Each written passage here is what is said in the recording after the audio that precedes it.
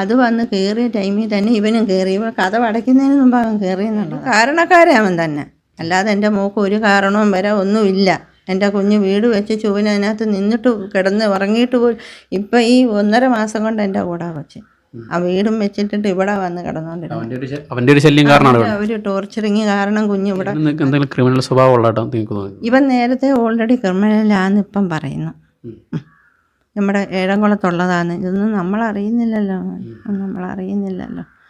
പക്ഷേ ഈ phone വിളിച്ചൊരു torturing ഉണ്ടെന്നുള്ളത് അപ്പം ഞാൻ ചോദിക്കുമ്പോൾ എൻ്റെ അടുത്ത് ഞാൻ കേൾക്കുന്നില്ല എന്തുവാന്ന്. അവർ തങ്ങളീ പറയുന്നത് എന്തുവാന്ന് നമ്മൾ കേൾക്കുന്നില്ല. എന്നാലും ഞാൻ ചുമ്മാ ചോദിക്കും, എന്തോ മോളെ വല്ലാതിരിക്കുന്നു, ഫോൺ ആരാ? അതെൻ്റെ കസ്റ്റമർ വിളിച്ച അമ്മയെന്ന് പറയും. അവിടെ വെച്ച് എൻ്റെ ചോദ്യം തീരും. അപ്പം ഞാൻ പറയാനൊക്കെ ഒന്നും കാണാതെ എനിക്ക് കണ്ണിന് കണ്ടാൽ നമുക്ക് അതെങ്ങനെ ആയിരുന്നെന്ന് ചോദിക്കും. എൻ്റെ കസ്റ്റമർ വിളിച്ച് ഞാൻ വഴക്ക് പറഞ്ഞ അമ്മ എന്ന് പറയും. പിന്നെ എനിക്ക് അതിനകത്തൊരു ഡൗട്ട് ഉണ്ടായിരുന്നു. എന്നാലും എനിക്ക് ചോദിക്കാൻ ഒരു വിഷയം ഒരിത് കാണുന്നില്ല. അതിലാണ് എനിക്ക് പറ്റിയ അമ്മളി. നമ്മളൊന്ന് കാണാതെ മക്കളതായാലും ഇപ്പോൾ ഫോൺ വിളിക്കുമ്പോൾ അവൾക്ക് പൈസ ഇടപാടും കാര്യങ്ങളും ഉള്ള ഒരു വ്യക്തിയെ ഒരു സ്ഥാപനത്തിൽ എന്തെല്ലാം കാര്യങ്ങൾ കാണും. ഒന്നി പറയും എൻ്റെ കൂടെ ജോലി ചെയ്യുന്നവർ വിളിക്കുക, ഇല്ലെങ്കിൽ പറയും പൈസ തരാനുള്ളവരെ ഞാൻ വഴക്ക് പറഞ്ഞ അമ്മ. അങ്ങനെ പറയുമ്പോൾ നമ്മളൊന്നും. പക്ഷേ ഇത് അന്ന് അടിച്ച് ആ ഒരു ഇതിന് വേണ്ടി കാരണക്കാരാവൻ തന്നെ. അല്ലാതെ എൻ്റെ മോൾക്ക് ഒരു കാരണവും വരെ ഒന്നുമില്ല.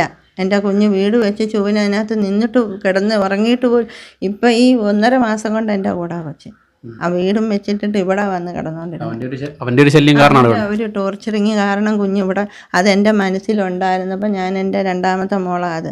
എൻ്റെ മോളടുത്ത് ഞാൻ അതായത് ബുധനാഴ്ചയുടെ അന്ന് ഞാൻ പറഞ്ഞു. എന്തോ എനിക്ക് തോന്നി. അപ്പം എൻ്റെ അടുത്ത് ചോദിച്ചാൽ, അമ്മ നിങ്ങൾ ഇവിടെ തന്നെ ആണോ അമ്മ എന്ന് മോള് ചോദിക്കുന്നത്. അങ്ങോട്ട് പോയില്ല. ഞാൻ പറഞ്ഞില്ല മോനെ. അപ്പോൾ എനിക്കും അങ്ങോട്ടൊരു ഇത് തോന്നുന്നില്ല. മനസ്സിനകത്ത് എന്തോ ഇവിടെ തന്നെ നില്ലെന്നുള്ള ഒരിതാണ്. പിന്നെ സ്വാഭാവികമായിട്ടും കൂടുതൽ ഇവിടെ നിൽക്കുന്നതാണ് പുള്ളിക്കും ഇഷ്ടം.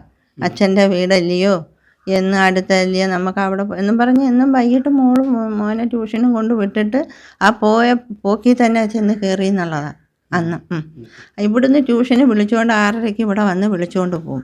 6:30 കൊണ്ടുപോയി അവിടെ ആക്കിയിട്ട് വീട്ടിൽ ചെല്ലുമ്പോൾ ഒരു 6:45 കറക്റ്റ് ടൈമാണ്. അവിടെ ചെന്ന് കയറി കുഞ്ഞ് അതിൻ്റെ തൊട്ടപ്പുറത്തെ വീട്ടിൽ അവർ കണ്ട് ആ 2 വീടേ ഉള്ളൂ അവിടെ. ഈ ഒരു വീടും കഴിഞ്ഞ് വേണം അപ്പുറത്തെ 2ാമത്തെ വീടാകുമ്പോൾ പിന്നെ അങ്ങ് ദൂരോട്ട് മാറിയാണ് വീടുകൾ. അപ്പോൾ ഈ കൊച്ചു പോകുന്നത് ഈ അമ്മ ഒരു ക്രിസ്ത്യൻസ് താമസിക്കും. അവർ കണ്ട് അതിൻ്റെ തൊട്ട് പുറകെ ഇവനും പോയി.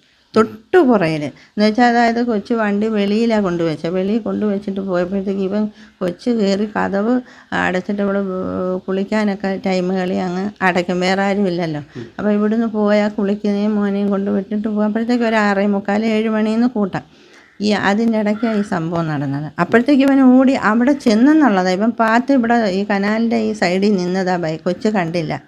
ഇവള് പോകുന്ന ടൈം ഇവനെ അറിയാൻ വരുന്നത്. അത് പല 3-4 റോഡുണ്ട്. അപ്പോൾ അങ്ങോട്ടോ ഇങ്ങോട്ടോ നിന്ന് ഗവനിക്കത്തില്ല. അത് വന്ന് കയറിയ ടൈമിൽ തന്നെ ഇവനും കയറി. ഇവൻ കതവ് അടയ്ക്കുന്നതിന് മുമ്പ് അവൻ കയറിയെന്നുള്ളതാണ്. ഇല്ലെങ്കിൽ മോള് കയറി കുളിക്കാൻ പോകുമ്പം കതവ് അങ്ങ് അടയ്ക്കും.